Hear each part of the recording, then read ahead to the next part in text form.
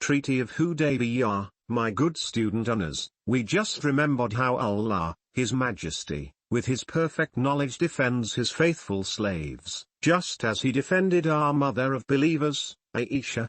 May Allah be pleased with her. radiyallahu anha. We now come to the time in history, when the Treaty of Hudaybiyah was signed between the Quraysh and Rasulullah, may peace be upon him. Even though the plan for Umrah did not materialize, the signing of the treaty influenced many people among the Quraysh, such as Ikrimah and Awwa. We will remember how Uthman, may Allah be pleased with him, settled the matter. Towards the end of this section, my good student, Anas, we will remember all about Abu Basir and Abu Jandal, and their famous escape. radiyallahu anhum ajma'een. So my good student, Anas, let's remember how Rasulullah and his companions started for an Umrah, which did not happen, but a greater victory happened.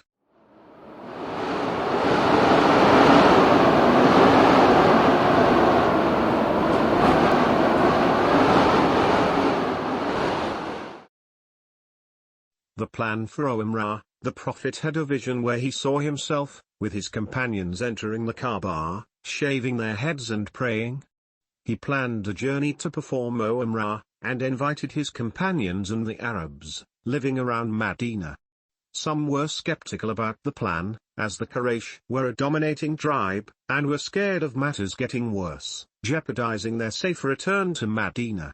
The Prophet, may peace be upon him, took 1,400 muhajirin along. It was the month preceding the Hajj season. As they set out, the Quraysh sent Khalid bin al-Walid to block the route to Mecca. However, the Prophet chose not to fight, on the advice of Abu Bakr, as their intention was to perform Umrah. radiyallahu anhum ajma'een. The Meccans attack. As Khalid bin al-Walid prepared to attack them during prayer, the Prophet, may peace be upon him, received a revelation, and advised all Muslims not to pray in a single congregation. One group would guard them as others prayed. This prayer was termed prayer in times of fear or Salat al-Khawf. The companions proceeded towards Mecca, and as they descended at Hudaybiyah, the Prophet's camel, Qaswa, knelt and would not get up. The companions, may Allah be pleased with them, were surprised. But the Prophet, peace be upon him, knew that Allah, His Majesty, had restrained Qaswa. The camel finally stood up. As they reached Hudaybiyah, they met Badal bin Waraka, Khuzai, of the Quraysh. His intention was to fight them, but the Prophet affirmed that he had not come to fight them. He said that if the Quraysh insisted, he would fight back. Sallallahu alayhi wasallam. Ikrimah is moved, but Quraysh persist. Several other men from the Quraysh, including Mikraz bin Hafs and Haliz bin Ikrimah, came after Badal bin Waraka, but the Prophet refused to fight them. In fact, he honored Ikrimah, from the Banu Kinana tribe, by making the animals stand up. His companions began to say, I respond to your call, O Allah, I respond to your call. Labbayek, Allahumma, Labbayek. Ikrimah was deeply moved, and defended the Prophet and his companions, giving assurance to the Quraysh, that their intention was pure. The Quraysh would not honor the word of Ikrimah, and sent Urwa bin Masud Thaqafi, a rather impolite and ill-mannered man. Urwa is influenced, or was, impolite talk infuriated Abu Bakr, who had bestowed numerous favors on him. May Allah be pleased with him. Urwa quietened, and as he witnessed the loyalty and compassion of the companions towards the Prophet, his perception changed. He told the Quraysh Muhammad, may peace be upon him, was well respected by his companions, unlike any other king or ruler. He urged the Quraysh to accept the Muslims in the city of Mecca. radiyallahu anhum ajma'een. Even though Urwa was convinced, the other men from Quraysh continued to threaten and attack the Prophet and his companions. He finally decided to send a representative, to the Quraysh, to put the message of peace across to them. رضي الله عنهم أجمعين. O Uthman negotiates, the Prophet of Allah, may peace be upon him, sent O Uthman ben Affan to the Quraysh, to convey the message of Islam. He was to give glad tidings to the Muslims in Mecca about their forthcoming victory from Allah, His Majesty.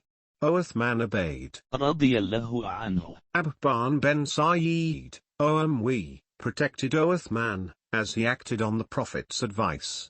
May peace be upon him. صلى الله عليه وسلم.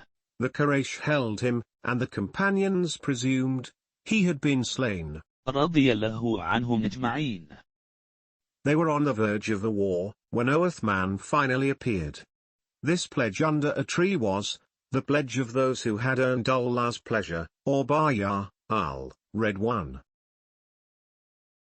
The Treaty of Hudaybiyah, Suhail bin Amr represented the Quraysh, as the Prophet set up a peace treaty. This was the Treaty of Hudaybiyah. The terms said that the Prophet had to return, without making Umrah. They were to do so the following year, but were expected to come, without weapons or sheathed swords, and stay there for 3 days. The peace treaty was valid for 10 years, and people were free to enter into a bond, with either the Prophet or the Quraysh. Finally, if one among the Quraysh escaped to Medina, he or she had to be returned, but the same was not binding on the Muslims who entered Mecca. Muslims reluctant to return, the Prophet made Ali write, "In your name O Allah," at the beginning of the treaty. The Muslims were not too happy about the treaty, and about turning back, without entering Mecca. Umar retaliated, and even brought up the argument before Abu Bakr, but remained silent for the sake of the Prophet. May peace be upon him. The Prophet instructed them to slaughter their animals and shave their heads. They finally followed suit. رضي الله عنهم أجمعين. Abu Basir escapes. May Allah be pleased with him. Tribes in Mecca and Medina began to choose who they would support after the treaty came into effect. Banu Khuzar, the friends of Banu Hashim, decided to support the Prophet, and Banu Bakr became allies of the Quraysh. The Muslims in Mecca faced the hardest time. It was at this time that Abu Basir escaped with the intention to reach Medina. The Quraysh sent 2 of their emissaries to get him back. The Prophet handed him over, as it was in the tenets of the treaty. However, Abu Basir did not want to go back. He killed one of the men who held him, and the other went back to the Prophet, complaining of Abu Basir's act. Abu Basir was also present there, and the Prophet admonished him. Abu Jandal joins Abu Basir. May Allah, His Majesty, be pleased with them. Abu Basir fled and settled on the coast. Shortly later, Abu Jandal joined him, followed by many more who fled from the Quraysh. A large group formed. They started to intercept Quraysh caravans en route to Syria, seizing their merchandise and travelers. The Quraysh were sick and tired of Abu Basir and his group, and implored the Prophet to call them back to Medina. They also assured Rasulullah that if anyone from Mecca wanted to join the Muslims, he or she would be free to do so, and would not be called back.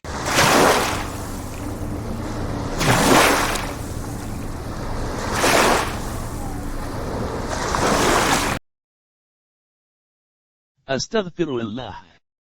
Abu Basir, may Allah be pleased with him. Abu Basir was an elderly companion of the Prophet, who attempted to return to Medina after the Treaty of Hudaybiyah.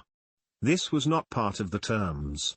The Meccans asked him to be returned with 2 people they sent for him. The Prophet agreed, as he did not want to break his promise. But Abu Basir feared they would force him into kufr and shirk.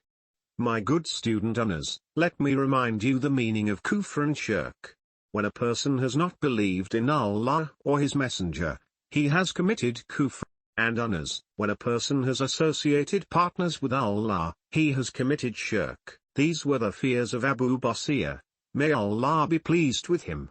He was a God-fearing man, indeed. رضي الله عنه. The Prophet asked him to go, and rely on Allah, His Majesty, to find a way for him.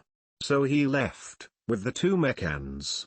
At a place called Zul-Halifa, where they stopped to eat, Abu Basir tricked one of the men, took his sword, and killed him. The other man ran to the Prophet in Medina, out of fear. Abu Basir also presented himself. But the Prophet did not approve of his action, as it would incite fighting between tribes. Abu Basir, not wanting to be returned back, settled near the coast. رضي الله عنه. Abu Jandal, may Allah be pleased with him. Abu Jandal was a companion who faced opposition, similar to Abu Basir in Mecca. He also fled to settle near the coast.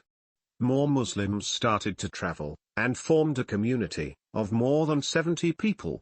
The group looted caravans coming from Mecca, and engaged in guerrilla warfare. The people of Mecca were bored and fed up of the 70 people, and wrote a letter to Prophet Muhammad, may peace be upon him. They wrote that they would give up the clause in the treaty, which stated that Muslims who fled from Mecca to Medina be returned back.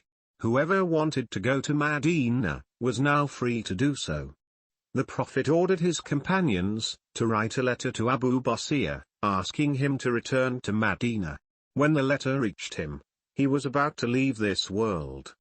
He passed away, and Abu Jandal buried him, built a mosque there, and left for Medina with others. رضي الله عنه.